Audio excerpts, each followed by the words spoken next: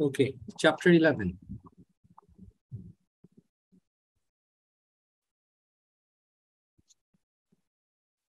আচ্ছা, চ্যাপ্টার 11 নিয়ে একটা জিনিস বলি।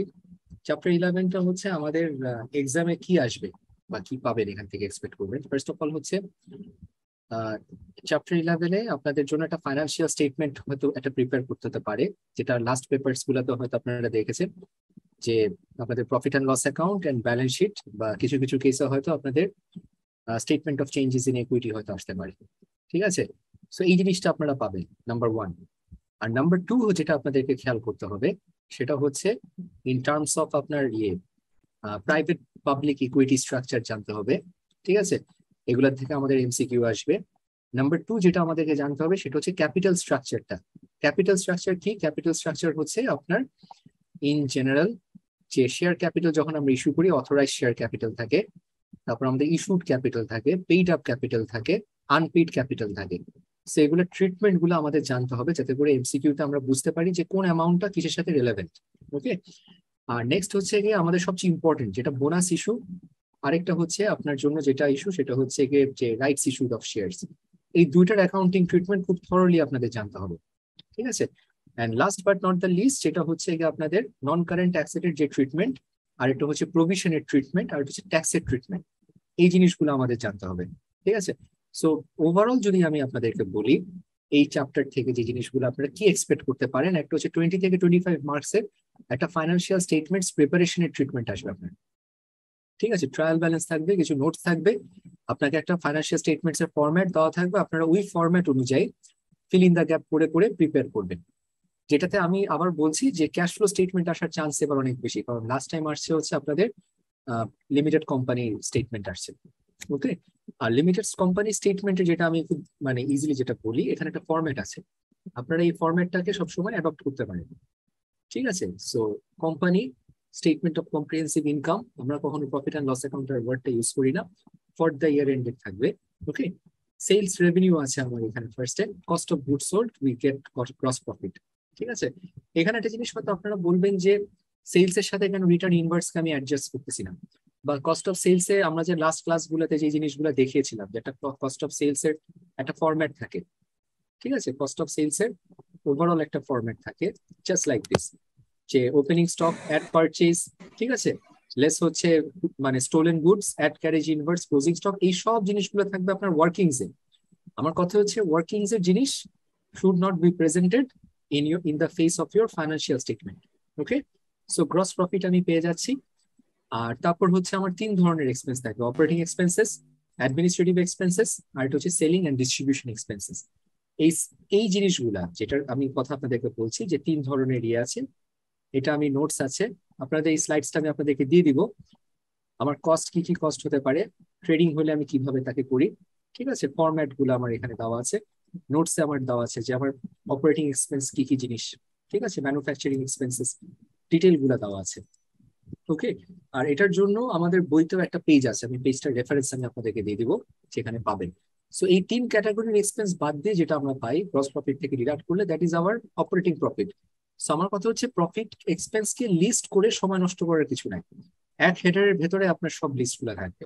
ওকে, অপারেটিং প্রফিট থেকে যেটা করবেন, গেইন বা লস যদি হয়ে থাকে প্রপার্টি সেল করে, তাইলে গেইন হলে অ্যাড করবেন, লস হলে ডিডাক্ট করবেন। আর ইনভেস্টমেন্ট ইনকাম যদি কিছু থেকে থাকে তাহলে সেটাকেও আপনারা অ্যাড করবেন। আর যদি প্রপার্টি সেল করে যদি লস করেন তাহলে সেটা এখানে আপনার এখানে থাকবে। ঠিক আছে, এটা হচ্ছে লস অন ইনভেস্টমেন্ট প্রপার্টি। এই জিনিসটা ইন্টারেস্টিং, আমাদের কিন্তু প্রপার্টি প্ল্যান্ট এন্ড ইকুইপমেন্ট হচ্ছে IAS 16 অনুযায়ী ডিফাইন করা হয়ে থাকে। আপনার বিজনেসের ইউজের জন্য যে ফিক্সড অ্যাসেট পারচেজ করেন, that is your property plant and equipment, and that is dedicated বা ডিকটেটেড আন্ডার IAS 16। কিন্তু কিছু কিছু বিজনেস প্রপার্টি আছে, যে প্রপার্টি গুলাকে আপনি কিন্তু বিজনেস পারপাসে ইউজ করেন না, সেটাকে আপনি রেন্ট আউট করেন। ঠিক আছে, সেটাকে হোল্ড করে ওটাকে আপনি ভাড়া দিচ্ছেন। সো ওই প্রপার্টি যখন আপনি সেল করে যদি লস করেন, ঠিক আছে, বা যদি গেইন করেন, সেটাও এখানে আমার ট্রিটমেন্টটা নিয়ে আসতে হবে। So that is the case of loss of investment property, and that should be kept separate from আপনার IFRS, ওই যে IAS 16 যেটা property plant and equipment. Okay, less হচ্ছে ফাইন্যান্স কস্ট। ফাইন্যান্স কস্ট হচ্ছে আপনার লোনের ইন্টারেস্ট এক্সপেন্স যেটা। এরপর যেটা পাচ্ছেন, this is your profit before tax, যেটাকে আমরা PBT বলি। অপারেটিং প্রফিট যেটা, সেটা থেকে আমরা এই জিনিসগুলোকে ডিডাক্ট করে নিয়ে আসি, করে আমরা যেটা পাচ্ছি প্রফিট বিফোর ট্যাক্স। আর ইনকাম ট্যাক্সের যে প্রভিশন, যেটা কান্ট্রির যে রেট থাকে, আমরা কোম্পানি হইলে আমাদের কোম্পানির রেটটাকে ফোকাস করতে হবে, ঠিক আছে। সো রেট দিয়ে চার্জ করার পর যেটা পাচ্ছি সেটা হচ্ছে প্রফিট ফর দ্য ইয়ার, বা যেটাকে আমরা বলবো প্রফিট আফটার ট্যাক্স, ঠিক আছে। আরেকটা জিনিস আছে, আরেকটা জিনিস আছে যেটা দু একটা এক্সামে মাঝে মধ্যে আসছে, ঠিক আছে। আমরা প্রফিট বের করলাম ভালো কথা, কিন্তু এমন কিছু অপারেশনস থাকে যে জিনিসটা আর কখনো ফিউচারে কন্টিনিউ করবে না, ওই অপারেশনসকে আমরা বন্ধ করে দিয়ে দিছি, ঠিক আছে। বা দেখা গেল কিছু আছে যে আমার বিজনেস আছে যেটা একবারই হলো, যেটা আর কখনো বারবার আমার ওটার থেকে প্রফিট হবে না। ওরকম যদি কিছু প্রফিট থেকে থাকে তাহলে সেই প্রফিটটাকে আমরা ডিডাক্ট করে নিব প্রফিট ফ্রম দ্য ইয়ার থেকে, তাহলে যেটা আমরা পাবো profit from continuous operations. These are optional, এটার দরকার নাই। বাট এটা হচ্ছে আমার IAS 1 অনুযায়ী স্টেটমেন্ট অফ ফাইন্যান্সিয়াল, মানে preparation of financial statements preparation অনুযায়ী this is the IAS based format. এর বাইরে কেউ যাবেন না। যদি আপনাদেরকে ফরম্যাট না থাকে আপনার করতে হবে। আর এক্সামে যদি ফরম্যাট দিয়েই থাকে, এটাই যদি দিয়ে থাকে, আপনাদেরকে এই সেলস এর জন্য ওয়ার্কিং করতে হবে, কস্ট অফ সেলস এর জন্য ওয়ার্কিং করতে হবে, যেগুলো আমি পয়েন্ট দিয়ে দিয়েছি সেই জিনিসগুলোতে আপনার ওয়ার্কিং করে আসতে হবে। So this is the income statement, একটা কোম্পানি ইনকাম স্টেটমেন্ট।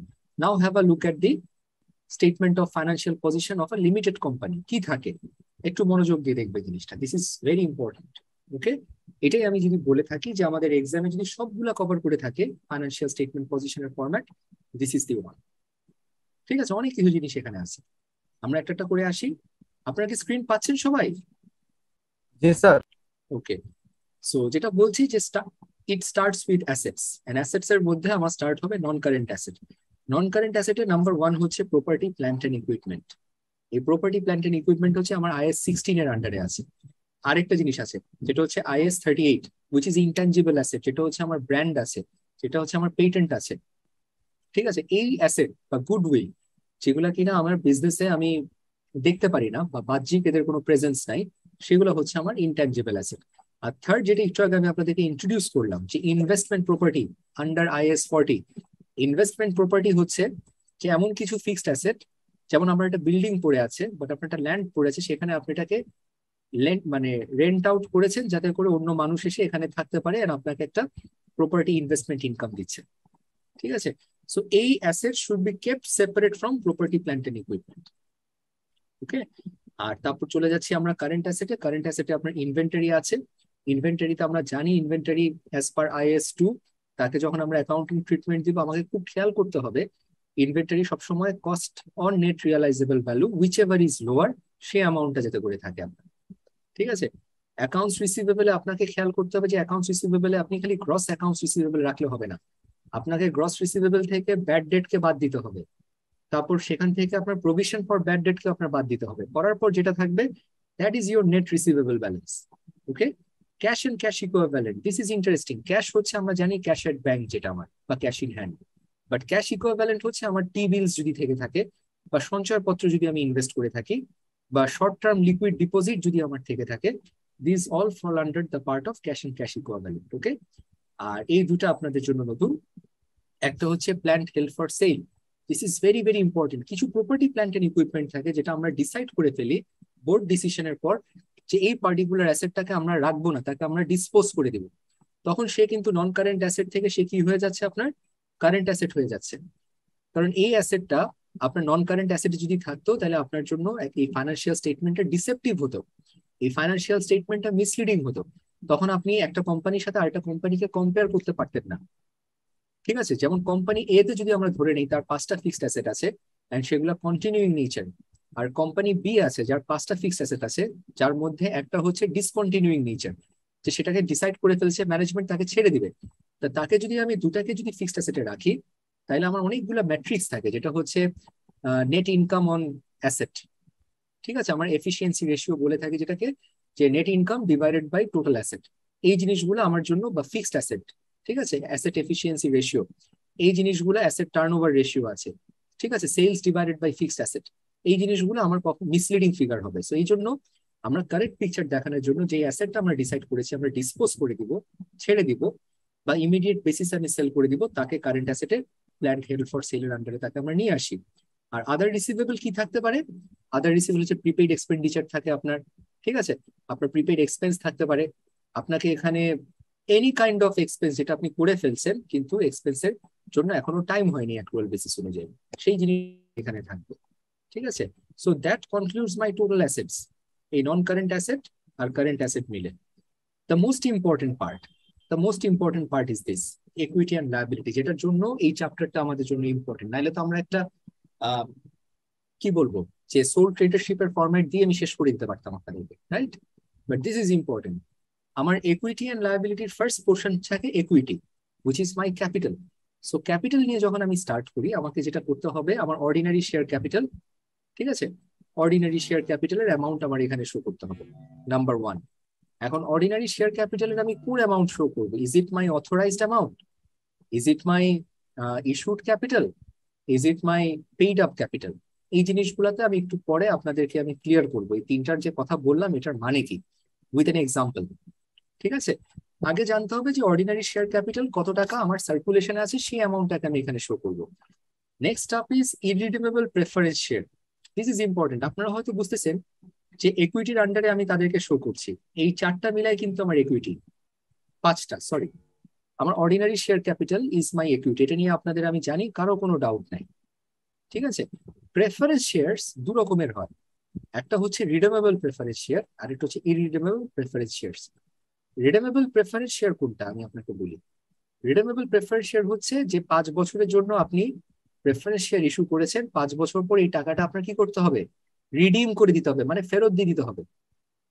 ঠিক আছে? আর ইরিডিমেবল প্রেফারেন্স শেয়ার মানে কি, আপনি 5 বছরের জন্য কোনো শেয়ার ইস্যু করেননি, আপনি মানে অনির্দিষ্ট কালের জন্য আপনি শেয়ার ইস্যু করেছেন, and এই টাকাটা আপনাকে হয়তো ফেরত দিতেও হবে না। সো টেকনিক্যালি খেয়াল করে দেখেন তো, শেয়ার ক্যাপিটালের সাথে ইরিডিমেবল প্রেফারেন্স শেয়ারের কি কোনো পার্থক্য আছে? চিন্তা করে বলেন। আমার শেয়ারে কি করি, আমি শেয়ার ইস্যু করলাম, এই টাকাটা আমি চাইলে আমি ফেরত নিতে পারবো না, বা আমাকে কোনো সার্টেন পিরিয়ডের পর ফেরত দিয়ে দিতে হবে না। এটা ওনার সাথে আপনার কোম্পানির একটা রিলেশনশিপ, যেখানে ওনার কোম্পানি শেয়ার ইস্যু করেছে আর যে শেয়ারটা পারচেস করছে he or she becomes the owner, and as an owner সে কি করতেছে, she is entitled to dividend, he is entitled to profit percentage, right? And he is entitled to vote in board audit committee বা board meetings গুলাতে, AGM. Okay? So এখানে যে জিনিসটা হচ্ছে আমাকে খেয়াল করতে হবে, তাহলে প্রেফারেন্স শেয়ারের মধ্যে যেটা ইরিডিমেবল প্রেফারেন্স শেয়ার, তার পুরাপুরি ফিচার বলেন সবকিছু হচ্ছে same as ordinary share capital. And just like ordinary share capital, তাদেরকে আপনি ডিভিডেন্ড দিতেও পারেন, নাও দিতে পারেন, কিন্তু কিছু কিছু কেসে রিডিমেবল প্রেফারেন্স শেয়ারে আপনাকে তার ডিভিডেন্ড দিতে হবে। ঠিক আছে? This is the difference. আর মেইন ডিফারেন্সটা হচ্ছে কি, আপনাকে শেয়ার ক্যাপিটালে আপনার ভোটিং রাইটস আছে, কিন্তু প্রেফারেন্স শেয়ার হোল্ডার আপনি ইরিডিমেবল হন আর রিডিমেবল হন, আপনার কোনো ভোটিং রাইটস নাই, কিন্তু তার নেচারটা অনেকটা ক্যাপিটালের মতো। বিকজ আপনি এই যে ইনভেস্ট করেছেন, তার জন্য আপনাকে কোম্পানি আপনাকে টাকা দিতেও পারে, ডিভিডেন্ড নাও দিতে পারে, আর আপনাকে এটা যে কোনো একটা সময় যে ফেরত দিতে হবে এরকম কোনো অব্লিগেশন কোম্পানির জন্য নেই। This is very very important. So irredeemable preference share is treated the same way as an equity, মানে অ্যাজ ইকুইটি, যে কোম্পানির ক্যাপিটালের মতো। ঠিক আছে? দ্যাটস ওয়াই সে ইকুইটির আন্ডারে আছে। থার্ড হচ্ছে revaluation reserve. Revaluation reserve is a very interesting thing. Revaluation রিজার্ভটা আমরা কখন করি? আজকে যদি আপনার ল্যান্ডের ভ্যালু 100 টাকা থাকে, আপনি আজকে ভ্যালুয়েশন করে দেখলেন আপনার ল্যান্ডের ভ্যালু 200 টাকা হয়ে, মানে 150 টাকা হয়ে গেছে। তার মানে আপনার একটা অ্যাকাউন্টিং ট্রিটমেন্ট করতে হবে, ল্যান্ডকে ডেবিট করবেন 50 টাকা, আর ক্রেডিট কাকে করবেন? এটাকে আপনি ইনকামে ক্রেডিট করতে পারবেন? আপনার তো ইনকাম হয়নি, এটাকে একটা রিভ্যালুয়েশন রিজার্ভ ক্রিয়েট করে তাকে আপনি ক্রেডিট করতে পারবেন, অ্যাসেট রিভ্যালুয়েশন রিজার্ভ। ঠিক আছে? এই সেম জিনিসটাই হচ্ছে যে ল্যান্ডের ভ্যালু যখন বেড়ে গেল, ল্যান্ডকে ডেবিট করে আমি রিভ্যালুয়েশনকে ক্রেডিট করলাম, এটাই হচ্ছে আমার রিভ্যালুয়েশন রিজার্ভ। আর যখন আমি ল্যান্ডটাকে সেল করে দিব, তখন কি আমার এই রিভ্যালুয়েশন রিজার্ভ থাকবে? কি হবে আমাকে বলেন আপনারা? এই রিভ্যালুয়েশন রিজার্ভের অ্যামাউন্টের কি ট্রিটমেন্ট হবে যখন আমি ল্যান্ডটা সেল করে দিব? এই যে 50 টাকা আমার আছে, সেটা কি হবে? These are important. Revaluation reserve কমাই দিতে হবে। ওকে, কিন্তু কমিয়ে সে কোথায় যাবে? স্যার গেন ফ্রম থেকে এসেট থেকে আসবে। Abdul Halim, first of all বলি, আপনি ল্যান্ড পারচেস করেছেন, ল্যান্ড ডেবিট, ঠিক আছে, ক্যাশ ক্রেডিট। আপনার ল্যান্ডের অনেক বছর পর আপনি ভ্যালুয়েশন করে দেখলেন ল্যান্ডের ভ্যালু বেড়ে গেছে, land debit revaluation reserve credit. ঠিক আছে? এখন আপনি হঠাৎ করে মনে হলো যে ল্যান্ডের দাম ভালো আছে, আমি এখন বেচে দিব, তখন আপনি কি করবেন? তখন আপনি ক্যাশকে ডেবিট করবেন 150 টাকা, আর ল্যান্ডকে ক্রেডিট করছেন কত টাকা, 150 টাকাই ক্রেডিট করছেন। মাঝখান দিয়ে রিভলিউশন রিজার্ভ যে 50 টাকা বসে আছে সে কই যাবে? Tell me. স্যার ওটাই তো বললাম, ওটা কি গেইন হবে না স্যার? হ্যাঁ, গেইন হলে সে কোথায় যাবে, সে কিভাবে, তার অ্যাকাউন্টিং ট্রিটমেন্ট কি হবে? স্যার ওটা তো আপনার ইনভেস্টিং থেকে মানে ইনভেস্ট ইনফ্লো হবে। একদম হয় না। ঠিক আছে, ফার্স্ট অফ অল হচ্ছে রিভ্যালুয়েশন হচ্ছে রিজার্ভ। তাকে রিজার্ভকে আপনি ডেবিট করে তাকে কি করতে হবে আপনার, তাকে পিএনএল এ নিয়ে আসতে হবে। ঠিক আছে, তাকে প্রফিট অ্যান্ড লস অ্যাকাউন্টে নিয়ে আসতে হবে, অর তাকে আপনার রিটেন আর্নিংস এর সাথে অ্যাডজাস্ট করতে হবে। ঠিক আছে, দুটো ট্রিটমেন্ট আপনার অ্যাভেলেবেল আছে হাতে, দুটো ট্রিটমেন্ট। যখনই আপনি ফিক্সড অ্যাসেট ডিসপোজ করে দিবেন, তার জন্য যে রিভ্যালুয়েশনটা ধরে রাখা হয় সেটার দুটো ট্রিটমেন্ট থাকে। একটা হচ্ছে রিটেন আর্নিংস দিয়ে আপনি নিতে পারেন, আর একটা হচ্ছে কারেন্ট ইয়ারের প্রফিট এন্ড লসে নিয়ে আসতে পারেন। ঠিক আছে, দিস ইজ ভেরি ইম্পর্টেন্ট। এই জন্য বলছি যে আপনাদের নন কারেন্ট অ্যাসেট যে চ্যাপ্টারটা আছে, this is extremely valuable chapter. এখানে রিভ্যালুয়েশনের ট্রিটমেন্ট, রিভ্যালুয়েশনের সাথে ডিসপোজালের ট্রিটমেন্ট, এই জিনিসগুলো আপনাদের জানতে হবে। পার্ট এক্সচেঞ্জ, যেগুলো আপনাদের জানতে হবে। Okay? আচ্ছা, এরপর হচ্ছে শেয়ার প্রিমিয়াম। শেয়ার প্রিমিয়ামটা কি? আজকে যদি আমি শেয়ারের দাম 1 টাকা হয়, আমি ইস্যু করলাম, আমি 1 টাকার শেয়ার পাচ্ছি। কিন্তু আজকে যদি আমার শেয়ারের দাম 1 টাকার থেকে যদি আমি 1.5 টাকা দিয়ে শেয়ার করি, তাহলে এই যে 50 পয়সা সেটা হচ্ছে আমার শেয়ার প্রিমিয়াম। এখানে আপনাদের একটা জিনিস খেয়াল রাখতে হবে যে অর্ডিনারি শেয়ার ক্যাপিটালের যে অ্যামাউন্ট আর আপনার শেয়ার প্রিমিয়ামের যে অ্যামাউন্ট, এই দুটাকে আলাদা রাখতে হবে। যদি 1.5 টাকায় শেয়ার ইস্যু করেন, আপনি 1 টাকাতে অর্ডিনারি শেয়ার ক্যাপিটাল রাখবেন, পার ভ্যালু যেটাকে আমরা বলি। ঠিক আছে, আর পার ভ্যালুর উপরের যে অ্যামাউন্ট আছে ওই যে 1.5 টাকা, সরি 1.5 টাকা না 50 পয়সা, সেটা is part of your share premium account. Okay, আর লাস্টেরটা হচ্ছে আপনার রিটেন আর্নিং। রিটেন আর্নিং খুব সহজ হিসাব, ওপেনিং ব্যালেন্স, তার সাথে যোগ হয় হচ্ছে আপনার কারেন্ট ইয়ারের প্রফিট, আর তার সাথে ডিডাক্ট হয়ে যায় আপনার ডিভিডেন্ড ডিডাক্ট হয়ে যায়। আর যদি কোনো আপনার রিজার্ভস এর সাথে যদি আপনি ব্যালেন্স মুভমেন্ট করেন, তাহলে রিটেন আর্নিং এর ব্যালেন্সের মুভমেন্ট আসে। ঠিক আছে, এই সো এই 5টা জিনিস মিলিয়ে যেটা পাচ্ছি, that is my equity. Okay, for a limited company এই 5টা জিনিসই আপনার থাকবে, এর বাইরে কিছু থাকবে না। এই 5টা জিনিস জানতে হবে, কি ট্রিটমেন্ট বুঝতে হবে। এরপর হচ্ছে non current liability. Non current লায়াবিলিটিতে আমার কি কি জিনিস থাকে? ইউজুয়ালি যেটা থাকে, আমার লং টার্ম বরোয়িং থাকে। ঠিক আছে, লং টার্ম বরোয়িং মানে কি, আপনি যদি ব্যাংকের থেকে যদি 10 বছর লোন নেন, 15 বছরের লোন নেন, এটা হচ্ছে আমার নন কারেন্ট লায়াবিলিটি। এখানে একটা জিনিস আপনার খেয়াল রাখতে হবে যে 10 বছরের জন্য যে লোনটা আমার আছে, তার মধ্যে দেখা গেল কি যে 1 বছর হচ্ছে এই বছরের জন্য, আরো 9 বছর হচ্ছে আমার ফিউচারের জন্য। ঠিক আছে, তো যেটা আমার 1 বছরের জন্য সেটা হচ্ছে আমার current liability, which is current portion of borrowings. আর যেটা কিনা আমার 9 বছরের জন্য, পরের 9 বছরের জন্য আজকে থেকে শুরু করে, সেটা is part of my non current liability. এখানে একটা অনেকে ভুল করে, যখন ব্যাংক লোন দেখে কেউ আর যখন 10 বছর দেখে, তখন সবাই করে কি পুরোপুরি টোটাল অ্যামাউন্টটাকে ধরে নন কারেন্ট লায়াবিলিটিতে ঢুকায় দেয়। But that's a mistake. আপনাকে দেখতে হবে যে এই টোটাল যে লোনটা আছে, তার কত টাকা আউটস্ট্যান্ডিং আছে, এই আউটস্ট্যান্ডিং এর মধ্যে কত টাকা আমার কারেন্ট পিরিয়ডের জন্য বর্তায়, আর কত টাকা আমার ফিউচার পিরিয়ডের জন্য বর্তায়। যেটা future period, that will be part of my non current liability, আর যেটা current period, that is part of my current liability. এগুলো নোটসে পাবেন আপনারা। ঠিক আছে, নোটসে পাবেন, নোটসে ক্লিয়ার হয়ে যাবে। আমি এই জন্য বলছি যে লাস্ট 5 ইয়ার্স এর পেপার গুলো যদি আপনারা একবার একবার করে গো থ্রু করেন, দেখবেন এই সব ট্রিটমেন্ট গুলো আপনার চোখের সামনে চলে আসবে। আমি সামও করাবো আপনাদেরকে, তখন আরো ক্লিয়ার হবে। আর ডেফার্ড ট্যাক্স লায়াবিলিটি আছে, আর গ্র্যাচুইটি পেয়েবল আছে। গ্র্যাচুইটি পেয়েবল হচ্ছে আপনার কোম্পানির স্টাফরা যে আপনার কোম্পানিতে আছে, তো তারা যতদিন চাকরি করছে তাদেরকে একটা সার্টেন অ্যামাউন্ট আপনার দিতে হবে। ওই দুটো জিনিস থাকে, একটা হচ্ছে প্রভিডেন্ট ফান্ড, একটা হচ্ছে গ্র্যাচুইটি। গ্র্যাচুইটি হচ্ছে সে 5 বছর থাকলে তাকে আপনি 5 বছরের জন্য আপনি গ্রস স্যালারি তাকে দিতে হবে। এটা তাকে একটা কোম্পানির একটা লায়াবিলিটি ক্রিয়েট করা। ঠিক আছে, সো এই লায়াবিলিটি গুলো আমার নন কারেন্ট লায়াবিলিটির মধ্যে সে ঢুকে যাচ্ছে। ঠিক আছে, আর deferred tax liability, deferred tax liability is a very interesting thing. এটা হচ্ছে যে আপনার ট্যাক্স বেস আর অ্যাকাউন্টিং বেসের মধ্যে যদি ডিফারেন্স থেকে থাকে, এন্ড এটার কারণে যদি আপনার যদি ট্যাক্স লায়াবিলিটি যদি বেড়ে যায়, তাহলে যে ট্যাক্স পেমেন্ট আপনি করবেন, ঠিক আছে, সেটা হচ্ছে আমার deferred tax liability. Deferred tax অ্যাসেটও আছে। দেখা গেল যে ট্যাক্স বেস আপনি ক্যালকুলেট করেছেন, আর গভর্নমেন্টের বেসে যে ক্যালকুলেশন আছে, যদি দেখা গেল যে গভর্নমেন্ট বেসে আপনি বেশি ট্যাক্স দিয়ে দিয়েছেন, কিন্তু আসলে আপনার ট্যাক্স কম হওয়া উচিত, তাহলে ওটা আপনার ডেফার্ড ট্যাক্স অ্যাসেট হয়।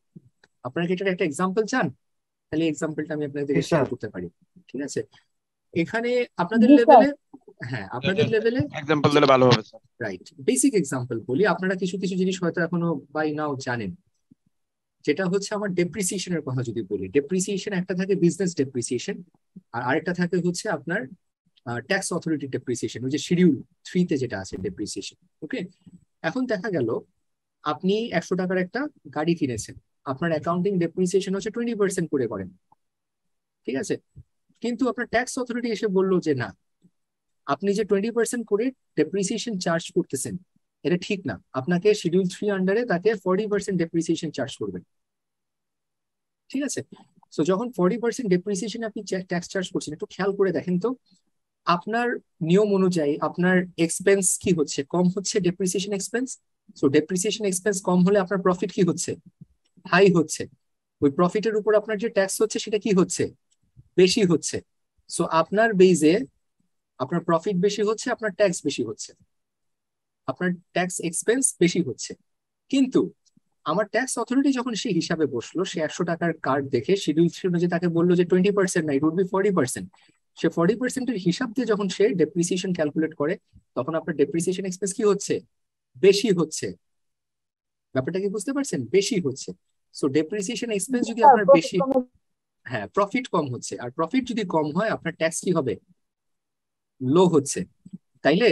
কমে যাবে। এক্স্যাক্টলি। তাহলে একটা জিনিস খেয়াল করে দেখেন যে আপনার হিসাবে আপনি ট্যাক্স বেশি দিয়েছেন, ট্যাক্স পেয়েবল, কিন্তু সরকারের হিসাবে আপনার ট্যাক্স কি হয়ে যাচ্ছে, কম হচ্ছে। সো আপনি যেহেতু বেশি ট্যাক্স দিয়ে দিয়েছেন আপনার ক্যালকুলেশনে, আপনার জন্য মানে ট্যাক্স ক্যালকুলেশন হবে ডেফার্ড ট্যাক্স অ্যাসেট হবে।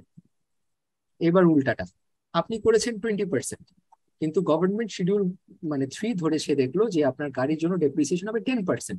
এখন আপনার হিসাবে ডেপ্রিসিয়েশন বেশি হলে আপনার প্রফিট কি হলো, বেশি হলো, সরি আপনার প্রফিট কম হলো, ঠিক আছে? কারণ আপনি তো বেশি বেজে কাজ করেছেন, ঠিক আছে? স্যার আপনি হুম, শাহরিয়ার টেল মি। আমরা তো যেহেতু আমি ডেপ্রিসিয়েশন বেশি ধরতেছি তাহলে তো আমার প্রফিট কমে যাচ্ছে, কিন্তু হুম, গভর্নমেন্ট তো যেহেতু কম ধরতেছে তাহলে আমার প্রফিট বেশি হওয়ার কথা, তাহলে ট্যাক্স লেভেল আর বাড়বে। এক্স্যাক্টলি। এন্ড সেই হলে আপনার ট্যাক্স লেভেল বেড়ে গেলে আপনার ডেফার্ড ট্যাক্স লায়াবিলিটি হবে না অ্যাসেট হবে? এবিলিটি হবে। লায়াবিলিটি হবে, ডেফার্ড ট্যাক্স লায়াবিলিটি, এটা। লাইবিলিটি। হ্যাঁ, এটা হচ্ছে সেকেন্ড একটা এক্সাম্পলটা যেটা বলছি, স্যার ঠিক একটা আছে? কোশ্চেন আমার। হ্যাঁ শিওর। স্যার তাহলে আমরা মানে ট্যাক্স ল অনুযায়ী কেন আমরা ডেপ্রিসিয়েশনটা সবসময় ধরি না? বিকজ ট্যাক্স ল, আপনাকে আমি বলি, ভেরি গুড কোশ্চেন, ঠিক আছে? আমরা ট্যাক্স ল অনুযায়ী করব না, কেন বলি? আমরা যখন আসলে ডেপ্রিসিয়েশন চার্জ করব, আমাদের অ্যাকাউন্টিং পলিসি, এটা একটা ভেরি ভাইটাল কোশ্চেন, এটা আমি অ্যাপ্লিকেশনের সময় একটা কেসে ক্লাসের সময় আমি পেয়েছিলাম। এটা হচ্ছে আমার ডেপ্রিসিয়েশন আমি যে করবো সেটাকে করতে হবে আমার ইকোনমিক লাইফ ধরে করতে হবে, বুঝেন? কিন্তু আমার গাড়ির বা আমার ফিক্সড অ্যাসেটের ইকোনমিক লাইফ ধরে আমার করতে হবে। সো আমার ইকোনমিক লাইফ যদি হয় আজকে 5 বছর, তাহলে আমার ডেপ্রিসিয়েশন চার্জ কত পার্সেন্ট করে করবো, 20% করে করবো, বুঝেন? কিন্তু ট্যাক্স অথরিটি যে রেটটা আপনাকে দেয়, ঠিক আছে, ট্যাক্স অথরিটির রেটটার অবজেক্টিভ কি? আইএফআরএস এর অবজেক্টিভ তো হচ্ছে কি economic life, economic useful life ধরে আপনি ডেপ্রিসিয়েশন করবেন। But what about tax authority? Tax authority আপনাকে কি করবে, সে আপনাকে ট্যাক্স বেনিফিট দিবে কিছু জায়গায়, কিছু জায়গাতে আপনাকে ট্যাক্স আপনাকে ইয়ে করবে, ডিসকারেজ করবে। সো এই জায়গাতে যদি বলি, খুব মনোযোগ দিয়ে শুনেন, যে যখন আমরা ফ্যাক্টরিতে নতুন মেশিনারি কিনে আনি, তখন আপনার ইয়েটা কি করে, আপনার যে ট্যাক্স অথরিটি আছে ওরা ইচ্ছা করে আপনাকে যে মেশিনটা আপনি পারচেস কি করে সেট আপ করতেছেন তার জন্য তাকে সে ট্যাক্স হলিডে দেয়, ঠিক আছে, কিছু বেনিফিট দেয়, প্লাস আপনাকে ওই ওর জন্য যে ডেপ্রিসিয়েশন যেটা আছে সেটা অনেক হাই রেটে ডেপ্রিসিয়েশন চার্জ করে, বুঝেন? কিন্তু খুব হাই রেটে ডেপ্রিসিয়েশন দেয়, 40%, 50%, 60%ও দেয়। সো ওই যে আপনাকে যে 60%, 20%, 10%, 10% এইভাবে করে 4 বছরে ফুলি ডেপ্রিসিয়েট করা দেয়। এটা করে আপনার বেনিফিটটা কি হচ্ছে, সে যখন হাই রেটে ডেপ্রিসিয়েট করে তখন আপনার ট্যাক্স লায়াবিলিটি কি হচ্ছে, কমে যাচ্ছে।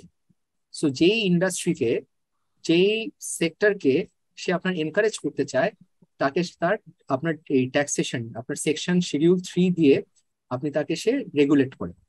তাহলে যদি আপনি যেটা বলছেন আমাকে যে ওর ট্যাক্সের মতো যদি আমি করতাম, তাহলে তো অবশ্যই আমার কোনো এই ডেফার ট্যাক্স অ্যাসেট বা লায়াবিলিটি করতে হতো না। This is just one example, আর অনেক কিছু আছে।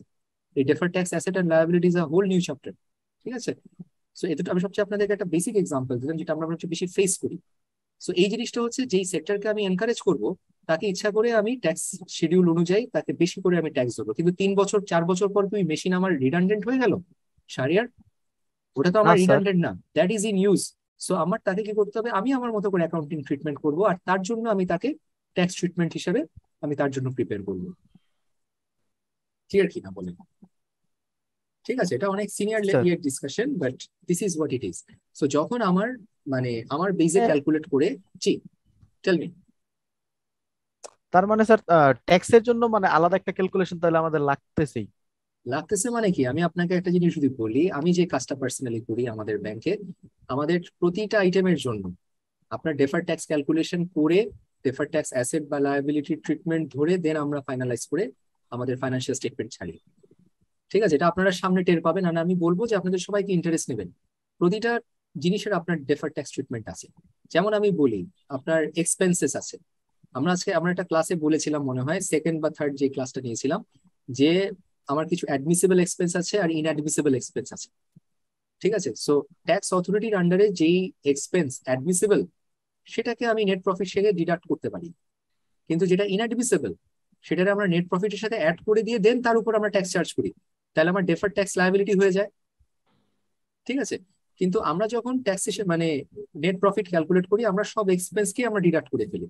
কিন্তু ট্যাক্স অথরিটি কিছু কিছু এক্সপেন্সকে সে অ্যালাউ করে না, তখন তাকে কি করে, তখন তাকে অ্যাড করে ইনকামের দেয়, সাথে যোগ করে ইনকামের সাথে তারপরে যোগ করে ফুল চার্জ করে। ফুল আরেকটা কেস চার্জ বলে করে। ফেলি, দিস ইজ বিকামিং, এই মোমেন্টটা খুব ইম্পর্টেন্ট, হচ্ছে ডেফার্ড ইনকাম। ঠিক আছে, ডেফার্ড ইনকামটা আমাদের আইন অনুযায়ী অ্যাকাউন্টিং ট্রিটমেন্টে কিন্তু কখনোই সেলস রেকগনাইজ করি না, right? So as a result Yes, আমার sir. সিস্টেম অনুযায়ী সেলস করি, কস্ট অফ গুড সোল্ড করি, ক্রস প্রফিট পাই, নেট প্রফিট পাই, তার উপর যে চার্জ করি তার উপর ডেফার্ড ট্যাক্সের কোনো ইম্প্যাক্ট নাই। কিন্তু ট্যাক্স অথরিটি করে কি, ডেফার্ড ইনকাম যদি সে পায়, সে সেলস এর সাথে অ্যাড করে দেয়। অ্যাড করে দিলে আমার নেট প্রফিট টোটালি কি হয়ে যাচ্ছে, বেড়ে যাচ্ছে। সো আমার ডেফার্ড ট্যাক্স বেড়ে লায়াবিলিটি যাচ্ছে। ক্রিয়েট হচ্ছে। This are very important staff. আপনারা এই লাইনে জাস্ট পা দিলেন।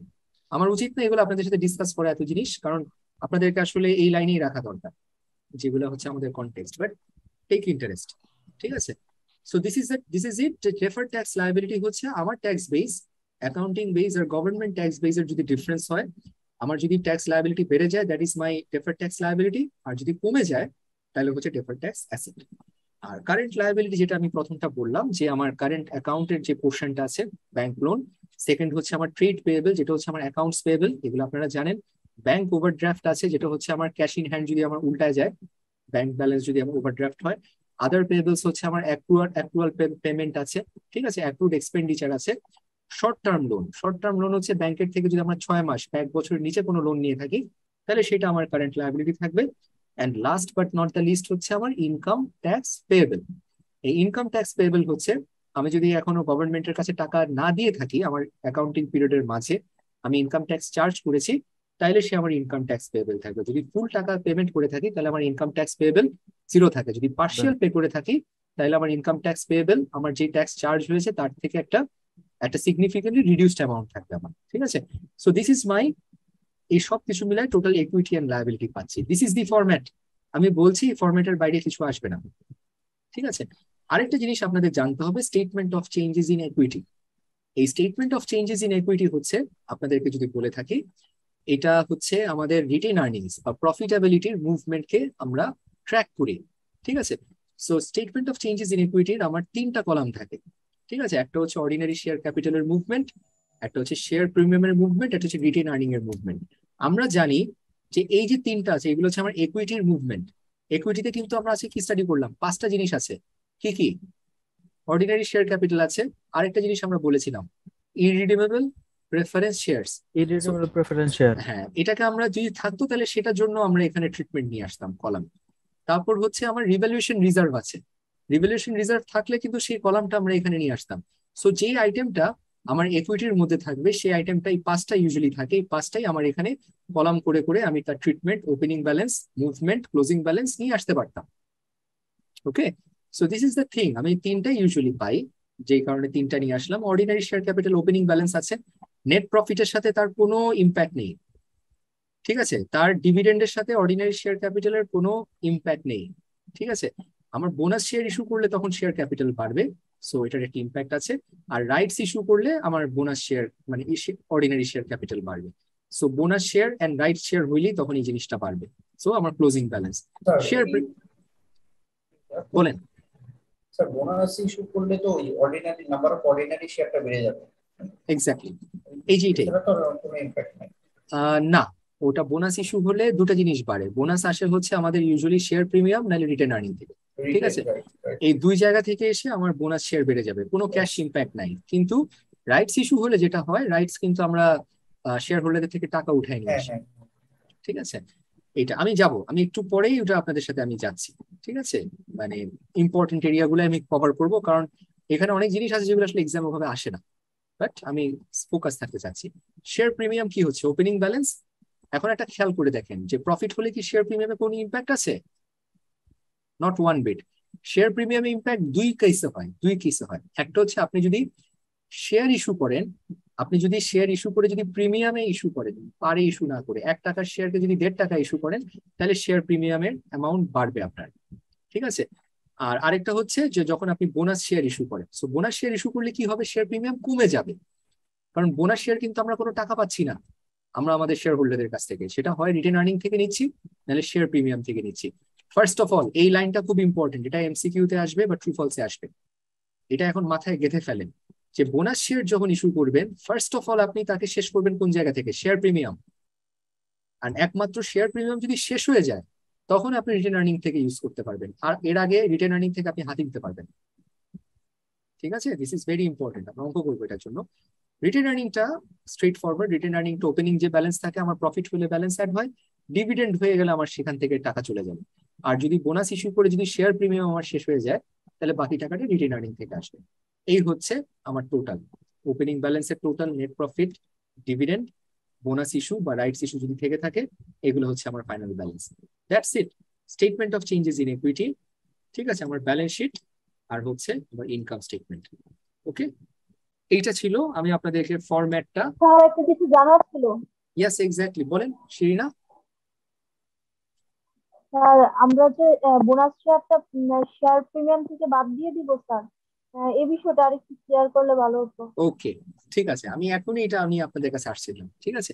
ফার্স্ট এন্ড ফরমোস্ট, আজকে যদি আপনি শেয়ার ইস্যু করেন, ঠিক আছে, বোনাস শেয়ার হচ্ছে আপনার শেয়ার আছে 100 টাকার শেয়ার আছে, আপনি 1:5 ইস্যু করলেন। 1:5 ইস্যু মানে হচ্ছে 20টা শেয়ার ইস্যু হলো, যে যার একটা সে পাবে, যার 5টা সে পাবে একটা, তাহলে টোটাল শেয়ার হচ্ছে আপনার 100, সেখান থেকে আপনার ইস্যু করা হবে 20টা শেয়ার, ঠিক আছে? সো 20টা শেয়ার যদি আমি অন পার 1 টাকা যদি আমার পার ভ্যালু হয়, তাহলে আমাকে এই শেয়ার ইস্যু করতে হবে কত টাকা দিয়ে? আমার শেয়ার ক্যাপিটাল ক্রেডিট হবে 20 টাকা। আর ডেবিট কে হবে? খেয়াল করে দেখেন শিরিনা, টাকা দিয়ে আমি কাস্টমার থেকে নিচ্ছি, সরি কাস্টমার কেন বলি, আমি আমার শেয়ার হোল্ডার থেকে নিচ্ছি না, আমি তাদেরকে আমার মানে বোনাস দিচ্ছি শেয়ার। সো এই টাকাটা আসবে ইউজুয়ালি আমার শেয়ার প্রিমিয়াম থেকে।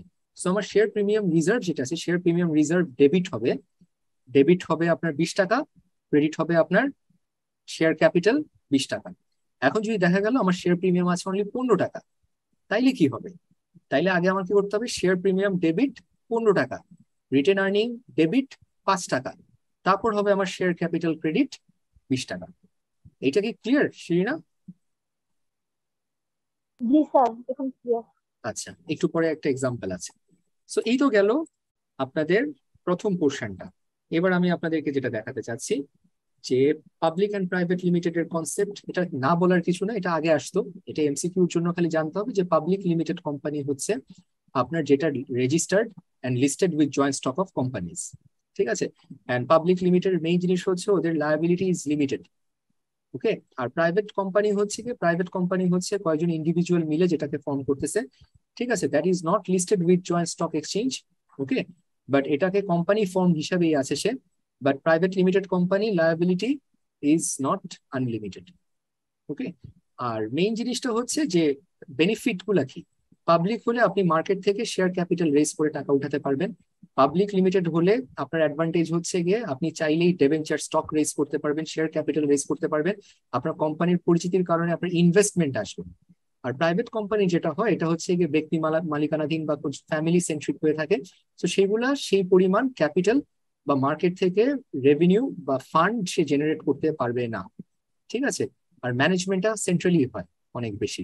আর এটার কিছু ডিসঅ্যাডভান্টেজও আছে পাবলিক কোম্পানি, যে আপনার স্ট্রিনজেন্ট রেগুলেশনস আছে, প্রচুর পরিমাণে আপনার ডিসক্লোজার দিতে হয়, প্রচুর কোয়ার্টার টু কোয়ার্টার আপনার জয়েন্ট স্টক এক্সচেঞ্জ, ব্যাংক হলে বাংলাদেশ ব্যাংক বা বিভিন্ন রেগুলেটরের কাছে আপনার রেজাল্টস আপনার দিতে হয়, যার কারণে আপনার কনফিডেন্সিয়ালিটি অনেক লো থাকে, ঠিক আছে।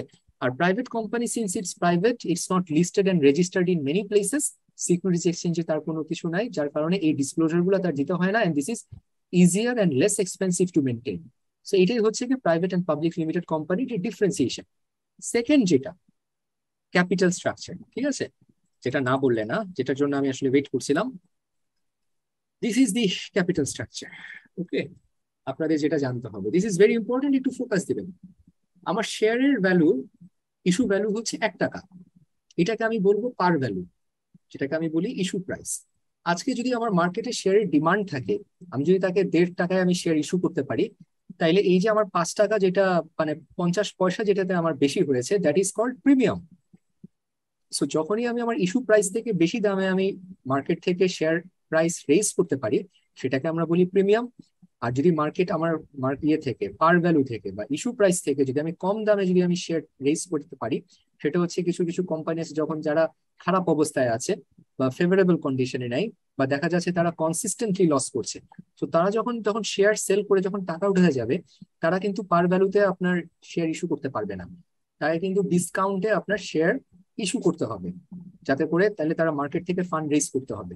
সো যখন 1 টাকার শেয়ার আমি 1.5 টাকা ইস্যু করছি, সেটাকে আমরা বলি share is issued at premium, ঠিক আছে। আর যখন 1 টাকার শেয়ার যখন আমরা 0.8 মানে 80 পয়সায় যখন আমরা ইস্যু করি, সেটাকে আমরা বলি share is issued at a discount, ঠিক আছে। এই যে 50 পয়সা যেটা আছে, সেটা আমার কোথায় চলে যায়?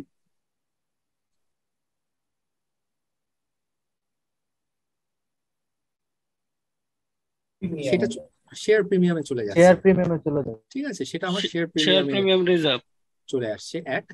আর দ্বিতীয় কথা হচ্ছে ডিসকাউন্টের যেটা হচ্ছে সেটা কই যায়? ডিসকাউন্ট বইতে পাননি, বাট এটা এক্সামে আসে কিন্তু। ডিসকাউন্ট যদি হয়ে থাকে তাহলে সেটার ট্রিটমেন্ট কোথায় থাকবে, সেটা কোথায় যাবে? আমি কিন্তু শেয়ার ইস্যু করবো 1 টাকাতেই, আর বাকি টাকাটা যাবে কিন্তু আমার ইয়ে থেকে, শেয়ার প্রিমিয়াম থেকেই যাবে আপনার, ঠিক আছে। এন্ড শেয়ার প্রিমিয়াম কিন্তু ডিসকাউন্টে যেতে থাকলে এক সময় শেয়ার প্রিমিয়াম নাই হয়ে যাবে। আচ্ছা, আর লাস্টের জিনিসটা যেটা আপনাদের এক্সামের জন্য জানা দরকার। স্যার এখানে একটা কোশ্চেন ছিল। Yes Abdul Halim, tell me. যদি স্যার আমাদের শেয়ার প্রিমিয়াম না থাকে, সাপোজ নতুন ব্যবসা রান করার পরে আমরা প্রথমে ডিসকাউন্টে শেয়ার ইস্যু করতেছি, সেই ক্ষেত্রে আমি এই ডিসকাউন্টটা কোন জায়গা থেকে দেখাবো? ভেরি গুড কোশ্চেন, ঠিক আছে। এটার জন্য আমরা যেটা করি, এটা আমাদের বইতে নাই এখানে, বাট এটা আমাদের জানা দরকার। সেটাকে আমরা বলি যে প্রিলিমিনারি, আমাদের কোম্পানি যখন আমরা স্টার্ট আপ এক্সপেন্স থাকে না, প্রিলিমিনারি জি যে স্যার। এক্সপেন্সেস গুলো থাকে, প্রিলিমিনারি এক্সপেন্সকে ডেবিট করে তখন আমরা তাকে চার্জ করি, ঠিক আছে। কারণ ওকে আমার তো শেয়ার প্রিমিয়াম নাই, তখন আমার প্রিলিমিনারি এক্সপেন্সেস এটাকে চার্জ করে নিয়ে আসি, ঠিক আছে। Good question. আর ওকে স্যার। যেটা বলছি যে লাস্টের এই জিনিসটা আপনাদের এমসিকিউ তে আসবে বা ট্রু ফলসে আসবে। দেখেন, আমার মার্কেট ভ্যালুর সাথে আমার par value, discounted value, premium ভ্যালুর কিন্তু কোনো অ্যাকাউন্টিং ট্রিটমেন্ট করতে হবে না। আজকে যদি দেখেন আমি ইস্যু করছি আমার শেয়ার 1 টাকা ইস্যু প্রাইস, কিন্তু আজকে মার্কেট ভ্যালু হয়ে গেল 2 টাকা, এটার জন্য কি কোনো অ্যাকাউন্টিং ট্রিটমেন্ট দিব আমি? না sir. No, sir. Good, very good. সবসময় মনে রাখবেন যে শেয়ার আমি যখন ইস্যু করব আর শেয়ার যখন আমি বাইব্যাক করবো, অনলি দেন আমার অ্যাকাউন্টিং ট্রিটমেন্ট হবে। মার্কেট ভ্যালুর সাথে যদি আমার মার্ক টু মার্কেট করতে হয়, মার্কেট ভ্যালুর সাথে যদি ফ্লাকচুয়েশন, সেটাকে কখনো আমরা অ্যাকাউন্টিং হিসাবে রেকর্ড, অ্যাকাউন্টিং ট্রিটমেন্টে রেকর্ড করি না। দিস ইজ ভেরি ইম্পর্টেন্ট, ঠিক আছে। এইটা গেল। এইবার যেটা আমি আপনাদেরকে বলি যে ক্যাপিটালের যে পার্ট আছে, অর্ডিনারি শেয়ার ক্যাপিটাল, আরেকটা হচ্ছে আমাদের প্রেফারেন্স শেয়ার ক্যাপিটাল আছে। একটু আগে যেটা বলেছিলাম যে অর্ডিনারি শেয়ার ক্যাপিটালের কি হয়, একটা প্রফিট পার্সেন্টেজ থেকে থাকে যেটা আপনাকে ডিভিডেন্ড হিসাবে দেওয়া হয়, এন্ড সেটা সবার শেষে আপনাকে দেওয়া হবে, ঠিক আছে। আর প্রেফারেন্স শেয়ার হোল্ডারে কি হয়, ওকে একটা প্রফিট পার্সেন্টেজ দেওয়া হয়, ঠিক আছে, কিন্তু সে সবার শেষে পায় না, তাকে সবার আগে একটা প্রায়োরিটি একটা আছে কিন্তু, ঠিক আছে। এই জিনিসটা আপনাদের জানতে হবে, এই প্রায়োরিটিটা। যে কোনো মুমেন্টে আপনার বিজনেসের যদি কখনো এক্সপেন্স দিতে হয়, ঠিক আছে, আপনার বিজনেসে আপনার বড়োয়াররা আছে, প্রেফারেন্স শেয়ার হোল্ডার আছে, অর্ডিনারি শেয়ার হোল্ডার আছে। সো ব্যাংক যখন আপনাকে লোন দিচ্ছে, তারা হচ্ছে লেন্ডার, আপনি হচ্ছে বড়োয়ার, সবার আগে হচ্ছে গিয়ে আপনাকে ইন্টারেস্ট এক্সপেন্স দিতে হবে। তারপর হচ্ছে গিয়ে আপনার liability to preference share holder, যে তাকে তার প্রফিটের পার্সেন্টেজ দিতে হবে। আর সবার শেষে হচ্ছে আপনার অর্ডিনারি শেয়ার হোল্ডারকে টাকা দিতে হবে। যদি কিছু নাই থাকে তাহলে কিছুই দিতে হবে না। আর যদি ধরেন বন্ড হোল্ডারকে দেওয়ার পর কোনো টাকা না থাকে, সেটাও প্রেফারেন্স শেয়ার হোল্ডারকে দিতে হবে না। কিন্তু আপনার বন্ড হোল্ডারকে যদি টাকা দিতে না পারেন, তাহলে আপনার ব্যাংক কিন্তু বা আপনার বিজনেস কিন্তু গোয়িং কনসার্নে পড়ে যাবে। ঠিক আছে, এটা হচ্ছে অবস্থা। তখন এটা পেয়েবল থাকবে না, এটা দিতেই হবে একটা না একটা সময়। ওকে, সো এখানে আপনাদেরকে জিনিসটা একটু আগে বলেছিলাম যে রিডিমেবল প্রেফারেন্স শেয়ার, এটা হচ্ছে ইরিডিমেবল প্রেফারেন্স শেয়ার। আমি আবার বলছি, ইরিডিমেবল প্রেফারেন্স শেয়ার কিন্তু আপনার ইকুইটি, ঠিক আছে, ইকুইটি। এন্ড ইকুইটি কেন? কারণ এটার যে ডিভিডেন্ডটা আছে আপনি পেতেও পারেন, নাও পেতে পারেন, আর এটার যে টাকাটা কোনো একটা সময় আপনাকে ফেরত নিতে হবে, মানে দিতে হবে না। ঠিক আছে, যারা প্রেফারেন্স শেয়ার ইরিডিমেবল, এই ওয়ার্ডটা ইম্পর্টেন্ট, ইরিডিমেবল। রিডিম মানে কি? একটা সময় আপনাকে ফেরত দিতে হবে, আর ইরিডিমেবল মানে হচ্ছে এটাকে আপনাকে কোনো ফেরত দিতে হবে না। সো ইকুইটি যেরকম ফেরত দিতে হয় না, সেম ভাবে ইরিডিমেবল প্রেফারেন্স শেয়ারও ফেরত দিতে হয় না। এন্ড এটার ডিভিডেন্ডও আপনার হয়, ভ্যারি করতে থাকে বা ফিক্সড থাকে, ঠিক আছে, ডিভিডেন্ড হিসাবে তাকে গণ্য করা হয়। কিন্তু this is important, preference share যেটাকে বলি, রিডিমেবল প্রেফারেন্স শেয়ার, সেটার বিহেভিয়ার এন্ড এটার accounting treatment would be the same as a liability, just like loan. যে তাকে 10% রেটে 5 বছরের জন্য আপনাকে একটা ক্যাপিটাল দেওয়া হলো, যদি নামেও থাকে এটা preference share, but it will be treated as a liability, long term liability. ঠিক আছে, এন্ড ওটার যে এক্সপেন্স যেটা থাকবে সেটা হচ্ছে আমার ইন্টারেস্ট এক্সপেন্স হিসাবে আমার চার্জ করতে হবে। ঠিক আছে, it's a liability, very very important. এবার আমি আসবো আপনাদেরকে এই পোর্শনটা, এই ক্যাপিটালের ব্রেকডাউনে আমি আসবো। ঠিক আছে, ক্যাপিটাল ব্রেকডাউনটা যদি বলি, ক্যাপিটাল ব্রেকডাউন হচ্ছে আজকে যখন আপনি লিস্ট করলেন জয়েন্ট স্টক অফ কোম্পানির সাথে, ফার্স্ট অফ অল হচ্ছে আপনার মেমোরেন্ডাম অফ অ্যাসোসিয়েশনে আপনাকে কি দেওয়া থাকে? আপনার অথরাইজ শেয়ার ক্যাপিটাল দেওয়া থাকে। এই অথরাইজ শেয়ার ক্যাপিটাল হচ্ছে আপনাকে জয়েন্ট স্টক কোম্পানি কত মানে টাকা রেজ করার পারমিশন সে দিয়েছে বা করতে পারবেন, এর বেশি সম্ভবই না, এর উপর করলে আপনার লাইসেন্স ক্যান্সেল হয়ে যাবে। ঠিক আছে, এখানে যদি আমরা বলি যে 10 লাখ টাকা রেজ করার আপনার অথরিটি দেওয়া আছে, that's why this is called authorised. Okay, but যত টাকা আপনি অথরাইজড, আপনি কি সেই টাকায় কি আপনি আইপিও তে ইস্যু করবেন? অবশ্যই না, কারণ স্যার আপনি পারমিশন নিয়ে নিচ্ছেন, আপনি পারমিশন নিচ্ছেন 10 থেকে 15 বছর বা 20 বছরের জন্য, যে কত টাকা আপনি টোটাল ক্যাপিটাল রেজ করবেন, রাইট? যেটা আমার মেমোরেন্ডাম অফ অ্যাসোসিয়েশনে আমার থাকবে। কিন্তু এই মোমেন্টে আপনি আইপিও করে আপনি ডিসাইড করলেন যে আমি 5 লাখ টাকা রেজ করবো। ঠিক আছে, সো এই যেটাকে আপনি রেজ করার প্ল্যান করছেন, that is your issued share capital. Okay, and third and most important, যেটা আমরা ফাইন্যান্সিয়াল স্টেটমেন্টে রাখি, এই যে এই নাম্বারটা। ঠিক আছে, একটু আগে আপনাদেরকে আমি কালার করে রেখেছিলাম যে অর্ডিনারি শেয়ার ক্যাপিটালটা কোনটা। অর্ডিনারি শেয়ার ক্যাপিটাল হচ্ছে এই জায়গা থেকে আসবে, this will not be authorised, this will not be issued. এটা হচ্ছে, ভুল করে ফেললাম, আচ্ছা, decided to raise in cash, যে আজকে আমি আইপিও করব, আমি ডিসাইড করছি 5 লাখ তুলবো, কিন্তু আমি এই মোমেন্টে টাকা কলড আপ করব। কলড আপ মানে হচ্ছে আমি ফাইনাল ডিসিশন, আমার তো শেয়ার তো আগে প্রসপেক্টাস দিব, প্রসপেক্টাস যখন দিচ্ছি তখন হচ্ছে আমার ইস্যুড থাকছে, কিন্তু যখন আমি বুঝতে পারলাম যে আসলে প্রসপেক্টাস দিলেও আমি এত টাকা হয়তো আমি রেজ করতে পারবো না, কিছু কম রেজ করতে পারবো, ঠিক আছে, সেইটা হচ্ছে আমার কলড আপ ক্যাপিটাল। ঠিক আছে, called up capital, this is very very important. এই কলড আপ ক্যাপিটালের মধ্যে আমার দুইটা ভাগ আছে, খুব মনোযোগ দিয়ে শুনেন, একটা হচ্ছে পেইড আপ, একটা হচ্ছে আনপেইড। এই যে সবার কাছ থেকে আমি ডাক দিয়ে, ঠিক আছে, যে টাকাটা আমি তুলতে পারলাম, দেখা গেল পুরো টাকাটাই আমি তুলতে পারি 4,50,000, তাহলে এটা যদি আমার ফুলি পেইড হয়ে যায়, তাহলে এটাই আমার রেকর্ড করবো কলড আপ ক্যাপিটাল হিসাবে আমার ব্যালেন্স শিটে। ঠিক আছে, বাট যদি এরকম হয় যে আমি টাকা রেজ করলাম ঠিকই, বাট টাকা রেজ করতে গিয়ে দেখা গেল 50,000 টাকা আমি এখনো আমাদের সাবস্ক্রাইবারদের কাছ থেকে পাইনি, তারা হয়তো আমাকে 90 দিনের মধ্যে আস্তে আস্তে পেমেন্ট করবে বা 1 বছরের মধ্যে পেমেন্ট করবে। সো যেই টাকাটা আমি অ্যাকচুয়ালি রেজ করতে পারি, that is my paid up capital, আর যে টাকাটা বাকি থেকে যায় সেটা হচ্ছে আমার আনপেইড ক্যাপিটাল। সো আমরা শেয়ার ক্যাপিটালকে আসলে কত ভাগে? 5 ভাগে ভাগ করতে পারছি। নাম্বার 1 ইজ অথরাইজ, এটা আমরা পারমিশন পাচ্ছি, বাট নট এক্স্যাক্টলি এটাই আমি রেজ করবো বা ভবিষ্যতেও কখনো করবো কিনা এটার কোনো ইয়ে নাই।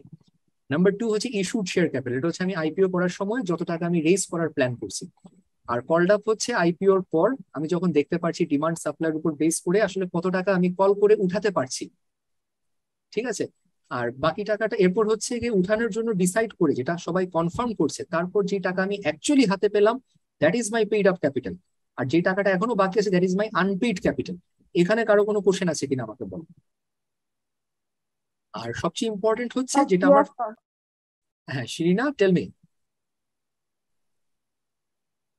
শিরিনা কোনো কোশ্চেন?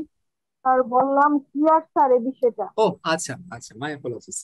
সো যেটা বললাম, এবার আসবো যে অ্যাকাউন্টিং ট্রিটমেন্ট, আগে তো বুঝলেন। স্যার হ্যাঁ একটা কোশ্চেন ছিল yes Abdul Halim. Sir, issued এবং সাবস্ক্রাইব দুইটা কি সেম? ইস্যুড আর কোনটা? আমরা যে অথরাইজ ক্যাপিটালের পরে এখানে দেখছি ইস্যুড ক্যাপিটাল, হুম। আরেকটা জায়গায় হয়তো আমি পেয়েছি যে অথরাইজ এর পরে subscribe capital.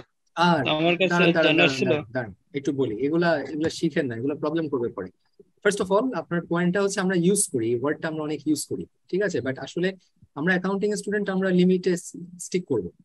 First of all আপনি যেটাকে সাবস্ক্রাইব বলেন, that is your called up capital, ঠিক আছে, কিন্তু আমরা সাবস্ক্রাইব ওয়ার্ডটা ইউজ করবো না। সাবস্ক্রাইব হচ্ছে যেটা ফাইনালি আমি যখন আইপিও করার পর যেটা তখন মানে আমার পাওয়া গেছে যে প্রতিটা শেয়ারের পাশে পাশে আমরা বায়ার পেয়েছি, ওরা কনফার্ম করছে, ঠিক আছে।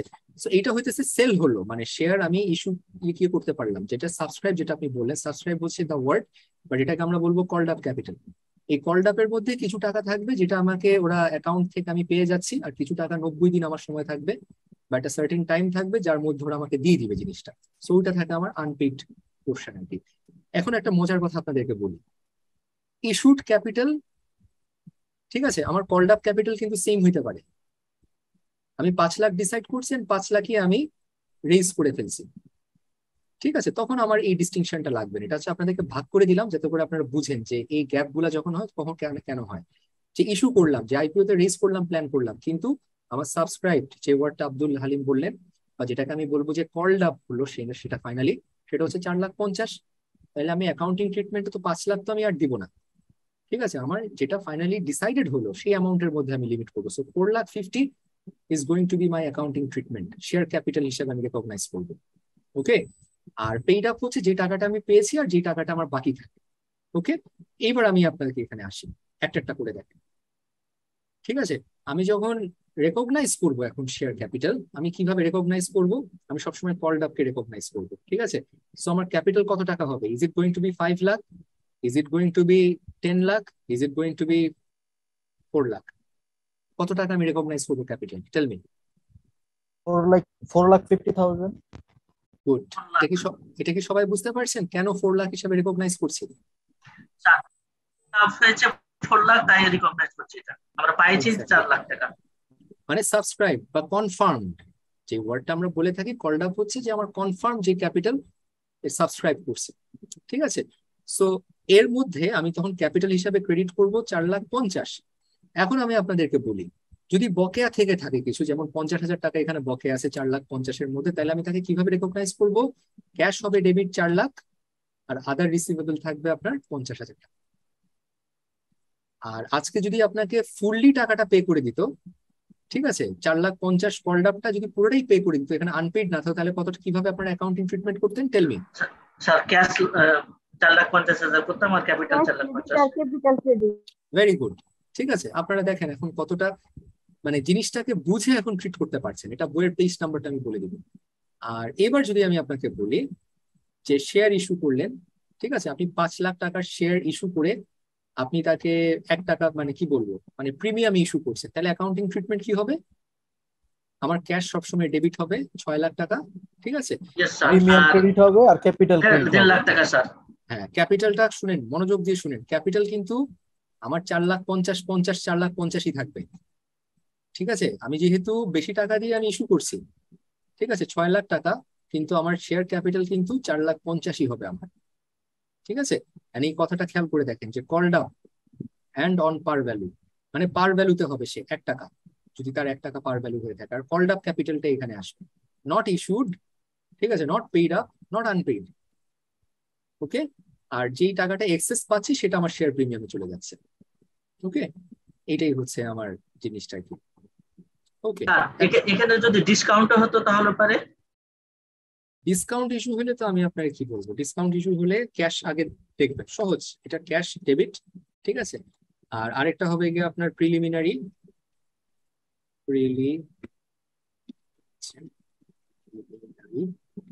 এক্সপেন্সেস যেটা, ঠিক আছে, ডেবিট, আর ক্রেডিট হবে আমার শেয়ার ক্যাপিটাল। এটা এই জন্য আমি আজকে আপনাদেরকে ওটা ক্লিয়ার করে নিয়ে আসছি। স্যার এখানে কি তাহলে শেয়ার প্রিমিয়াম আমি ডেবিট করতে পারি না, যে না না আমার যদি এটা আগে শেয়ার প্রিমিয়াম থাকে? শারিয়ার, এটা যেটা কোশ্চেন করছে মোস্ট প্রবাবলি হচ্ছে যে আপনার শেয়ার প্রিমিয়াম নাই, ঠিক আছে। সো এটা যদি একেবারে ইনিশিয়ালি যদি সে আপনার ডিসকাউন্ট ইস্যু করে, যেটা খুবই অস্বাভাবিক, কারণ আসলে ইনিশিয়ালি ধরে নেওয়া হয় যে একটা কোম্পানি যখন আইপিও তে যায় তখন প্রিমিয়াম এসে যায়। বাট তারপরও এটা আপনাদের আন্ডারস্ট্যান্ডিং এর জন্য দরকার, এটা আমাদের ব্রিটিশ সিলেবাসে বা আইসিডব্লিউ পেপারসে কিন্তু ডিসকাউন্টটাও আসে। ওকে, সো তখন হলে এই যে 300,000 আর এখানে হচ্ছে আমার 150,000 আর কি। আর যদি আপনি যেটা বলছেন যে এক্সিস্টিং কোম্পানি হয়ে থাকে, then it becomes share premium. Clear? Sir sir আমাদের ইয়াসিন স্যার বিজনেস লতে আপনার এই যে শেয়ার ক্যাপিটালটা উনি 4টা ভাগে ভাগ করেছিল, শেয়ার ক্যাপিটাল ক্যাপিটালটাকে। তার মধ্যে অথরাইজড বলছিল, সাবস্ক্রাইব বলছিল, কলড আপ বলছিল আর পেড আপ। আচ্ছা, আপনি বলতেছেন কলড আপ আর সাবস্ক্রাইব এক, তাহলে তো এখানে উনার হোল্ড যে অন থিওরিটা হোল্ড অন না আব্দুল হালিম, এই জন্যই বলি অল্প বিদ্যা ভয়ঙ্করী, ঠিক আছে।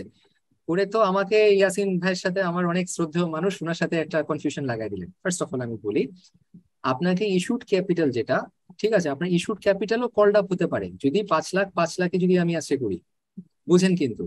সেকেন্ড অফ অল হচ্ছে কলড আপ আপনার পেইড আপও হতে পারে, যদি কল করার সাথে সাথে পুরো টাকাটাই যদি আমাকে পেমেন্ট করে দেয়, তাহলে কলড আপ আর পেইড আপের মধ্যে কোনো ভাগ থাকে না। এই যেটা আপনাকে আমি বলছি সেটা হচ্ছে একেবারে লাস্ট লেভেল পর্যন্ত অ্যান্ড ডিস্টিংশন দিয়ে। আবার বলি আপনাকে, issued capital can be the same as your called up capital, can be the same as your paid up capital. এই স্টেটমেন্টটা কি বুঝতে পারছেন কিনা আমাকে বলেন আব্দুল আলী। জি Yes, স্যার, স্যার। জি স্যার। এখানে যদি 5 লাখ টাকা হতো স্যার, তাহলে পরে এটা ইস্যুডও 5 লাখ হতো, কলড আপও 5 লাখ হতো, পেড আপও 5 লাখ হতো। এক্স্যাক্টলি, না এটা ভালো কোশ্চেন করছেন আব্দুল হালিম, কারণ জিনিসটা এই যে এখন আপনার ক্লিয়ার হলো, নাহলে এটা নিয়ে কিন্তু ঘুরপাক খেতেন, কনফিউজড হয়ে যেতেন। কারণ আপনাকে যেটা দেওয়া হচ্ছে এটা হচ্ছে পুরো প্রসেসটা, এর বাইরে যাবে না। কারণ কি, আপনাকে যদি আনপেইড পোর্শন থাকে, আপনি যদি এটা না জানতেন তাহলে আপনি কিন্তু এটার অ্যাকাউন্টিং ট্রিটমেন্ট করতে পারতেন না, ঠিক আছে। আপনি যদি পেইড আপ আর আনপেইড এর ডিফারেন্সটা যদি না বুঝতে পারতেন তাহলে এটার অ্যাকাউন্টিং ট্রিটমেন্ট করতে পারবেন না। আর called up is the only part যেটাকে আমরা সবসময় রেকগনাইজ করি, এন্ড সেটা আমার ইস্যুড আর কলড আপ একও হতে পারে, ঠিক আছে। দিস ইজ ভেরি ইম্পর্টেন্ট, যদি যেটা আমি প্ল্যান করছি সেটাই আমি রেজ করতে পারি, ওকে। আর যেটা আমি প্ল্যান করছি সেটাই যদি রেজ করতে পারি এন্ড পুরো টাকাটাই যদি আমাকে দিয়ে দেয়, তাহলে issued, called up, paid up will all be the same. Clear Abdul Halim? জি স্যার, এটা ক্লিয়ার। গুড, ঠিক আছে, আই লাইক দ্যাট। আমাকে বলবেন কোনো কনফিউশন থাকলে, ওকে। আর এই জিনিসটা যেটা বললাম দিস ইজ ইট। আর যেটা আপনাদেরকে প্রায়োরিটিটা বললাম যে সবসময় হচ্ছে গিয়ে ইন্টারেস্ট এক্সপেন্স আগে, প্রেফারেন্স শেয়ার হোল্ডারের পেমেন্ট আগে, লাস্ট হচ্ছে গিয়ে অর্ডিনারি শেয়ার হোল্ডারের যে পোর্শনটা থাকে, ওকে। এটা আর এখানে কিছু বলার নাই। আচ্ছা, আরেকটা জিনিস আছে, রিজার্ভস এর কথাটা না বললেন না যেটা, ঠিক আছে। রিজার্ভস আপনার কি দিয়ে হয়? রিজার্ভস হচ্ছে ইউজুয়ালি আমার অ্যাসেট রিভ্যালুয়েশন রিজার্ভ থাকে, আমার শেয়ার প্রিমিয়াম থেকে থাকে, ফরেন এক্সচেঞ্জ রিজার্ভও থাকে কিছু কিছু কোম্পানির, আর কিছু আদার রিজার্ভ বা স্পেশাল রিজার্ভ থেকে থাকে, সেই জিনিসটা আমরা ওভাবে মেনটেন করে থাকি, ঠিক আছে। এটা হচ্ছে ক্যাপিটাল রিজার্ভেশন। কিছু কিছু কেসে দেখবেন যে আপনার একটা জেনারেল রিজার্ভ বলেও একটা জিনিস আছে। আচ্ছা, লাস্ট যেটা আমি আপনাদেরকে বলি, দিস ইজ ভেরি ইম্পর্টেন্ট, এই ওয়ার্ডটার জন্য আমি আলাদা করে নিয়ে আসছি। শেয়ার ডিভিডেন্ড আমরা কোন জায়গা থেকে দিতে পারবো? ডিভিডেন্ড কি আমরা ইউজুয়ালি আমরা জানি যে রিটেন আর্নিং থেকে আমরা ডিভিডেন্ড দিই, কিন্তু ডিভিডেন্ড কি আমরা শেয়ার প্রিমিয়াম থেকে কখনো দিতে পারবো না পারবো না? Tell me. পারা যাবে না স্যার। মাস্ট, ঠিক আছে, এখানে কোনো কথা নাই, একদম নেগোসিয়েশন নাই। Share premium is never allowable for payment of dividends, ঠিক আছে, মাথায় গেঁথে ফেলেন জিনিসটা। আচ্ছা, এবার রাইটস ইস্যু আর বোনাস ইস্যুর একটা ট্রিটমেন্ট আছে। এটা আজকে 10:15 বাজে, আমি মনে হয় আর এখন আর নিব না আপনাদেরকে। সো নেক্সট ক্লাস যদি আমার লাস্ট ক্লাস হয়ে থাকে, ঠিক আছে, লাস্ট ক্লাসে আমি আপনাদেরকে যেটা করবো, এটা লিমিটেড কোম্পানির যে সাম, একটু বলে রাখি, লিমিটেড কোম্পানি আর সোল ট্রেডার যেটা আছে চ্যাপ্টার 13, চ্যাপ্টার 13 এর মধ্যে লিমিটেড কোম্পানির ফরম্যাটটা ইম্পর্টেন্ট, আর বাকি যেটা আছে আমার পার্টনারশিপ, পার্টনারশিপ হচ্ছে একেবারে ইউজলেস একটা কনসেপ্ট। আমি স্লাইডস দিব বাট আমি পড়াবো না, বলে রাখলাম, ঠিক আছে। আমার স্লাইডস অনেক কম্প্রিহেন্সিভ, আপনার লিমিটেড কোম্পানির জন্য ইয়েতে পার্টনারশিপের জন্য খুব থরো আছে, বাট আমি হয়তো সময় নষ্ট করলে হয়তো 30 মিনিট সময় নষ্ট করবে, বেশি আমি সময় দিবই না এটাকে, কারণ যেটা এক্সামে আসে না সেটা আমি আপনাদেরকে ওভাবে তাহলে হয়তো ভাবে স্যার পড়াবো না। না Shirina, I sir agree. Non current asset, আচ্ছা, নন স্যার কারেন্ট তাহলে অ্যাসেট, নন কারেন্ট অ্যাসেট আর ডেপ্রিসিয়েশন আচ্ছা ঠিক আছে, কি ওকে। করব? তাহলে নেক্সট ক্লাসে আমি বলি, যদি এটা আমিনুল ভাইয়ের যদি সিলেবাসে না থেকে থাকে তাহলে আমি এটা টেক আপ করবো। ওকে, এন্ড নেক্সট ক্লাসে আমি একটা কাজ করি, নেক্সট ক্লাসে যেটা করব নন কারেন্ট অ্যাসেট দিয়ে আমি স্টার্ট করব, আর শেষ করব হচ্ছে আমার লিমিটেড কোম্পানির এই যে কয়েকটা জিনিস আমার বাকি থাকবে, rights issue and bonus issue, এই সামগুলা মাস্ট, কারণ রাইটস ইস্যু বোনাস ইস্যু আপনাদের এক্সামে ছোট ছোট সাম আসবে। সো আমি ওটাকে আপনাদেরকে বুঝিয়ে দিব। সো নাম্বার 1 হচ্ছে নন কারেন্ট অ্যাসেট, নাম্বার 2 হচ্ছে আমার এই রাইটস ইস্যু পোর্শন দিয়ে আমি লিমিটেড কোম্পানির পোর্শনটা মানে শেষ করব, আর লাস্টে হচ্ছে সোল ট্রেডারশিপের যদি কিছু জিনিস থেকে থাকে সেটা আমি ডিসকাস করে I will close the syllabus. তারপর আমি আপনাদের সাথে এমসিকিউ নিয়ে বসবো, তারপর আপনাদের সাথে আমি কোশ্চেন পেপার নিয়ে বসবো। ঠিক আছে, এটাই হচ্ছে আমার অবজেক্টিভ। আর আপনাদেরকে বলে থাকি, সোফার আপনাদের কি অবস্থা বুঝতে পারছেন? স্ট্রাগল করছেন বা কোথাও কোনো জায়গায় কি কোনো প্রবলেম হচ্ছে? যেমন আমি আব্দুল হাকিমকে বলি, ওর একটা জিনিস ঠিক আছে, ও কনফিউশন হলে হলে সে কিন্তু আমার কাছে রেজ করছে, it's a good thing. So same জিনিসটা আপনাদেরকে বলবো, if it's not possible in class, আপনারা আমাকে কাইন্ডলি রিচ আউট করেন থ্রু মেইল। ঠিক আছে, আমি আপনাদেরকে মেইলের রেসপন্স দিই, আমি ইউজুয়ালি কখনো আনরেসপন্ডেড রাখি না। ঠিক আছে, সো আপনারা আমার স্টুডেন্ট, আপনারা আমার জন্য খুব ইম্পর্টেন্ট। এন্ড আমার কাছে সবসময় এটা ভালো লাগে যখন আমার পাস কাউন্ট যখন বাড়তে থাকে। রিসেন্টলি আমি 52% মতো করে আমার গেছে, so that's a big thing. So আমি আপনাদের মধ্যেও পোটেনশিয়াল দেখে আই উইশ যে আপনাদেরও সেম এফোর্ট বা ইয়েটা থাকবে, ড্রাইভটা থাকবে, হাঙ্গারটা থাকবে। ঠিক আছে, ইটস নট হার্ড। আমি বারবার বলি যে অ্যাকাউন্টিংটা স্ট্র্যাটেজি করে পড়লে শেষ হয়ে যাবে জিনিসটা। ওকে, আর আমি আপনাদেরকে জাস্ট পিন পয়েন্ট করে আমি জাস্ট ফোকাস করি, যেটা আসবে না সেটাতে আমি দেবো না। যেমন এই যে আজকে পেইড আপ এন্ড আনপেইড এর যে পোর্শনটা, এটা আসে এক্সাম। ঠিক আছে, এই জন্য জিনিসটা দেওয়া। So with this I wish to close. আপনাদের কোনো কোশ্চেন আছে কি? স্যার একটা বিষয় জানা ছিল। জি, স্যার হ্যাঁ আপনি তো, সাখাওয়াত। জি স্যার বললেন যে ইনকাম ট্যাক্স অথরিটির জন্য স্যার আগে স্যার ওই ক্যালকুলেশনটা করেন, তারপরে স্যার অডিট রিপোর্ট করেন বা ফিনান্সিয়াল স্টেটমেন্ট করেন। তো স্যার আমাদের ডিভিএস আসার ফলে স্যার ইনকাম ট্যাক্স, ভ্যাট এবং কাস্টমসে কি কি পরিবর্তন হয়েছে বা কি অবস্থা স্যার? এটা তো, এটা বললে এখন, আচ্ছা আমি জাস্ট একটু শর্টে বলি আপনাকে, আমি নেক্সট ক্লাসে আপনি আমার কাছ থেকে সময় নিয়ে শুনেন। এটা অনেক অনেক ডেডলি ইম্প্যাক্ট আছে। ডিভিএস যেটা বলছে যে একটা কোম্পানির একটা অডিটেড ফাইন্যান্সিয়ালস হবে।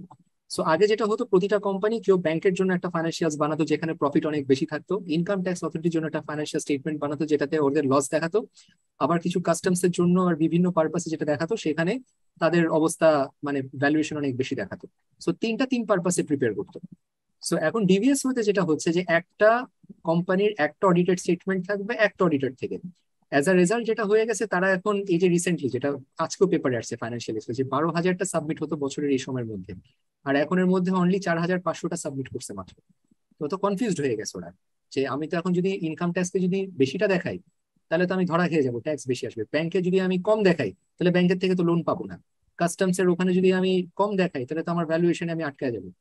এই জন্য ওরা পাজলড হয়ে গেছে। এটার ইম্প্যাক্ট অনেক ভয়াবহ আসলে। এটা কোনো প্ল্যানিং করা ছাড়া জিনিসটা জাস্ট নামায় দিচ্ছে একটা জিনিস।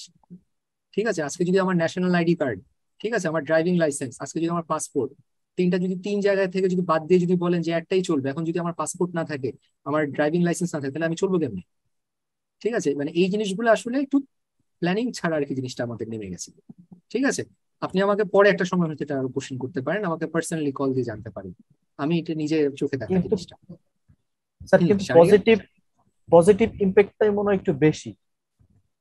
শাহরিয়ার একটা কথা বলি, দিন শেষে লেবার পেইন বুঝেন তো, মানে একটা জিনিস জন্ম দিতে গেলে যে পেইনটা আছে, এখন এই পেইনটা ফেস করতেছে, কিন্তু জিনিসটাকে তো আপনাকে ওয়াক থ্রু করে নিতে হবে।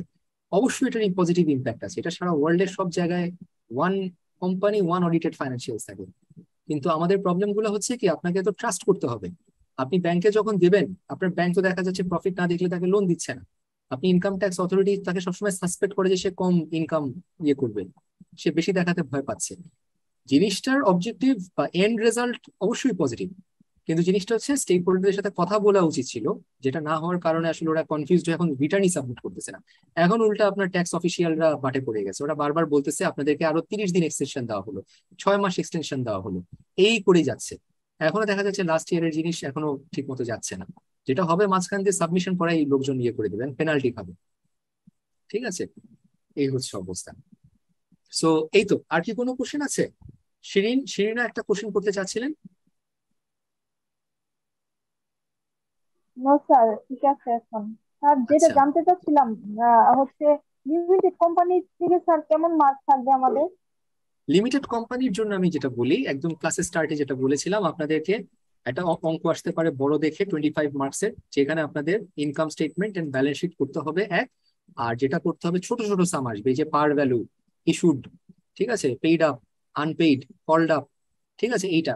সেকেন্ড অফ অল হচ্ছে আপনাকে দিতে হবে, ওই যে বোনাস শেয়ার আর রাইট শেয়ার, এই কয়টাই আসবে, এর বাইরে কিছু আসবে না, ঠিক আছে, এইটুকু। স্যার তাহলে ইনশাআল্লাহ good, good, that's the confidence. So এটাই হচ্ছে আপনাদের এক্সামের জন্য, এই চ্যাপ্টারের জন্য। আর সোল ট্রেডারশিপের জন্য যেটা বলি, ওইখান থেকে আসলেই কিছু আসবে না। সোল ট্রেডারশিপের জন্য খালি ফরম্যাটটা আপনাদের জানতে হবে, দ্যাটস ইট। আর পার্টনারশিপ এক্সামে আমাদের আসে না লাস্ট ইয়েতে, বাট আমার স্লাইডস আমি এটা কভার করব যদি আমি ওইভাবে পারি সময়, ঠিক আছে। So with this I wish to close. আপনাদের কোনো কোশ্চেন আছে কি, এনিবডি? স্যার এই এফএস এর যে 7টা কম্পোনেন্টস এটা যদি একটু বলতেন। এফএসএস কোন 7টা কম্পোনেন্ট হালিম? ফিনান্সিয়াল স্টেটমেন্টের যে 7টা কম্পোনেন্ট নিয়ে গঠিত, এই 7টা কম্পোনেন্ট। ও আচ্ছা, আব্দুল সোয়ান হালিম, অনুযায়ী স্যার। আমার স্লাইডস, ফার্স্ট ক্লাসের স্লাইডসটা নেবেন, ঠিক আছে? না, আমার মনে হয় ওটা পাননি, কারণ চ্যাপ্টার 1 আমি নেইনি। আচ্ছা ঠিক আছে, সবসময় মনে রাখবেন, ফার্স্ট অফ অল হয় আপনার স্টেটমেন্ট অফ কম্প্রিহেনসিভ ইনকাম, তারপর হচ্ছে আপনার স্টেটমেন্ট অফ আমার financial position, statement of changes in equity, ঠিক আছে, তারপর হচ্ছে আমার যেটা ক্যাশ ফ্লো স্টেটমেন্ট যেটা আছে, তারপর হচ্ছে notes to the financial statement, আর একটা হচ্ছে কম্পারেটিভস আর কি, যেটা বলি আমরা, ঠিক আছে। এই 6টা যদি আমাকে লিস্টেড বলি, এই 6টা আছে। আর 7টা কোথেকে পেলেন? আইএস 1 অনুযায়ী নাকি 7টা?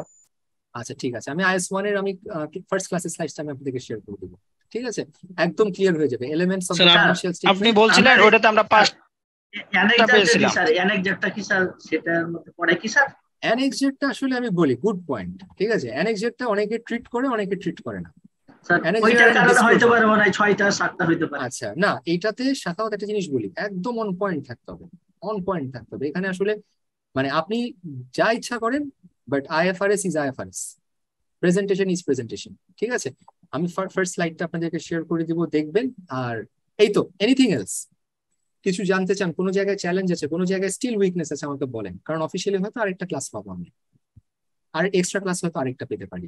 এই স্যার ওই যে ওটা বললাম, এই যে এফএস এর বিষয়টা কনফিউশন না, মানে আপনি যখন শুরু দিকে ক্লাস করেছিলেন তখন বলছিলেন যে 5টা কম্পোনেন্টস, এবং এটা আমি জানিও, 7টা বাট পাইছেন পুরো। স্যার আবার বলতেছিল যে আইএস 1 অনুসারে এটার কম্পোনেন্ট ছিল 7টা। তো স্যার 7টা আমি আমাদের 6টা পাইছি বলছিল স্যার। যে সবাই এই জিনিসগুলো দেখবেন, বাট না আচ্ছা স্যার বলছিল। না, ঠিক আছে Abdul Halim, I I understand, ঠিক আছে, আমি এটা কাল নেক্সট ক্লাসে আপনাকে কনফার্ম করে আমি দিয়ে দেবো, ঠিক আছে। এন্ড সেটা হবে, সেটাই ফাইনাল, এর আর মানে আশপাশে ঘোরাঘুরি করা যাবে না, no doubts. Okay okay sir. ঠিক আছে, ওকে স্যার। জি sir. Okay, I wish to close. Thank you everyone. আসসালামু আলাইকুম। আসসালামু আলাইকুম স্যার।